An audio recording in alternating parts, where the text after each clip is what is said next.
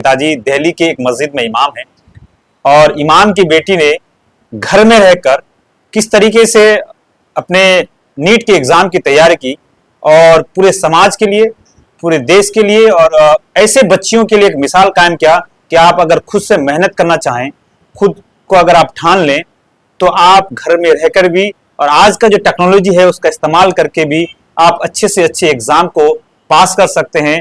आप तमाम दर्शकों का हमारे इस खास इंटरव्यू में स्वागत है। हम आपको बताना चाहेंगे हमारे साथ उत्तर दिनाजपुर और ख़ास करके अगर कहा जाए उत्तर दिनाजपुर का एक ऐसा इलाका जो हमेशा एजुकेशन के लिए बैकवर्ड के नाम से जाना जाता है, ग्वालपोखर। उसी ग्वालपोखर के बच्चों ने अब कमाल कर दिखाना शुरू कर दिया है। एक ऐसी ही बच्ची हमारे साथ मौजूद है, साजिया बेगम, जो नीट यानी मेडिकल के जो एग्ज़ाम्स हैं उनमें एक बेहतर उन्होंने प्रदर्शन किया है, बेहतर रैंक लाया है। बताया जा रहा है कि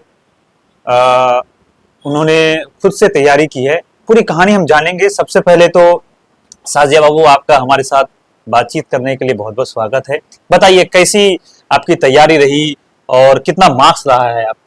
मार्क्स मैंने लाया है total 596 out of 720 and rank मेरा है all India rank 1659। Category wise मेरा रैंक है 539। अच्छा, तैयारी मैंने ऑनलाइन करी है पीडब्ल्यू से, घर में खुद से। अच्छा, आप हमको ये बताइए कि जो आपका जो स्कूलिंग है वो कहाँ से, स्कूल पढ़ाई जैसे कहाँ से करी?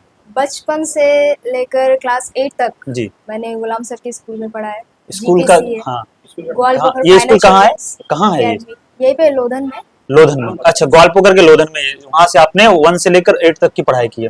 उसके बाद फिर आप कहाँ गए?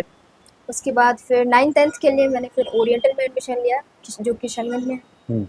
अच्छा, ओरिएंटल किशनगंज में 9, 10, 11, 12 फिर बाल मंदिर सीनियर सेकेंडरी स्कूल से आप जो है 96। 596 मार्क्स लेके आए। तो इसके पीछे आपको कितनी मेहनत लगी है, कितना पढ़ना पड़ा? देखिए, अब वो इसको तो मैं मेजर नहीं कर सकती, लेकिन नहीं, मैं इसलिए ये बात आपसे पूछ रहा हूँ। मैंने अपना 100% दिया। नहीं, मैं इसलिए आपको ये बात पूछ रहा हूँ कि जो बच्चे आने वाले जो बच्चे हैं जो तैयारी करते हैं, उनके लिए एक मैसेज हो कि कितना पढ़ने से आप इस तरह के एग्जाम को आप अचीव कर सकते हैं। पढ़िए, पहली बात तो एनसीईआरटी फर्स्ट प्रायोरिटी होना चाहिए कि आपको एनसीईआरटी अच्छे से पढ़ना है, खास करके बायो की एनसीईआरटी, और आपका बायो स्ट्रांग होना चाहिए क्योंकि आपको आगे मेडिकल में ही जाना है।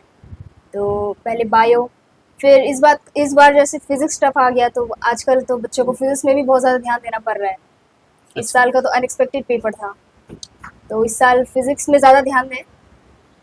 तो अभी तो वाला ऑल ओवर आपका मार्क्स आया है, तो इसमें जो आपका एग्जाम था नीट का, उसमें कौन सा पेपर आपका सबसे अच्छा गया था, जैसे अगर कहा जाए फिजिक्स के बायो? तो अब आपका जो रिजल्ट आ गया है, कितने खुश हैं? इसका क्रेडिट आप किसे देना चाहेंगे? इसका क्रेडिट तो सबसे पहले मैं पेरेंट्स को देना चाहूँगी। मेरे पेरेंट्स जो बचपन से ही मुझे मोटिवेट किए हैं कि रोज़ मैं उनके लिए, अपने लिए पढूं, और वो मुझे मोटिवेट किया कि सबसे पहले खुद के लिए करो, खुद के लिए पढ़ो, क्योंकि मेरा खुद का फ्यूचर बनेगा, मुझे पता है। तो सबसे पहला क्रेडिट पेरेंट्स को आता है। फिर टीचर्स, मेरे बचपन से जो टीचर्स मुझे सही गाइडेंस दिए हैं, जो मेरा बेसिक स्ट्रॉन्ग किए हैं बचपन से गुलाम सर हैं जो बचपन से जिसके पास मैं पढ़ी हूँ। मेरा बेसिक्स पूरा, मतलब मेरे अंदर वो कॉम्पिटिटिव जो टेम्परामेंट है वो उनके वजह से आया है। नहीं, ये बहुत अच्छी आप बता रहे हैं, बिल्कुल गार्जियन होता है। एक चीज़ हम आपसे और पूछना चाहते हैं, जिस इलाके से आप बिलोंग करते हैं, उस इलाके के बारे में कहा जाता है कि यहाँ एक तो एजुकेशन को लेकर लोग बहुत ही कम एवर हैं, और साथ ही साथ बच्चियों की पढ़ाई के लिए, लड़कियों की पढ़ाई के लिए लोग सोचते हैं कि बच्चियों को कैसे पढ़ाएं, और वो अनसेफ समझते हैं। खास करके आप जिस कम्युनिटी से आते हैं, जैसे आपका नाम साजिया है, यानी गोया कि आप मुस्लिम कम्युनिटी से आते हैं, तो ऐसे में मुस्लिम कम्युनिटी के लोगों का, बहुत सारे लोगों का ऐसा मानना है कि बच्चियां को ज़्यादा हायर एजुकेशन नहीं देना चाहिए। ऐसे गार्जियन को क्या कहें? ऐसे गार्जियन को मैं कहूँगी कि आप देखिए, आप थोड़ा सा अपना नज़रिया बदलिए, आसपास का दुनिया देखिए, पूरा इंडिया ही देख लीजिए। आजकल लड़कियां लड़कों से कम नहीं है। अब देखिए, मैंने तैयारी कहाँ से की, ऑनलाइन करी, घर से ही बैठ के ऑनलाइन सेफ एटलीस्ट मुझे मेरे मेरे पेरेंट्स ने मुझे पढ़ने का मौका दिया तो मैंने ऑनलाइन पढ़ के ही निकाल लिया। एक लड़की इतना मतलब उसके अंदर कैपेबिलिटी है कि वो घर में बैठ के कर सकती है सिर्फ ऑनलाइन पढ़ के। ने ऑनलाइन पढ़ के आप 720 में से 96 96 नंबर लेके आ गए। तो बहुत बड़ा एक तरह से हम कहें तो चमत्कार है, क्योंकि बहुत सारे बच्चे आज के डेट में अलग अलग जो ब्रांडेड जो कोचिंग इंस्टीट्यूट्स हैं वहां जाते हैं इसकी तैयारी करने, चाहे वो दिल्ली हो, कोटा हो, बड़े बड़े शहरों में जाते हैं। पर आपने घर में बैठ के तैयारी के लिए, तो कुछ तो टिप्स होगा जो हमारे जो बच्चे देख रहे हैं या जो गार्जियन देख रहे हैं, जरा उसके बताइए कि वो कौन सा टिप्स जो आपकी तरह बच्चे करें और घर में बैठ के वो पढ़ाई कर लें। सबसे पहले तो मैं बोलना चाहूँगी सेल्फ डिसिप्लिन।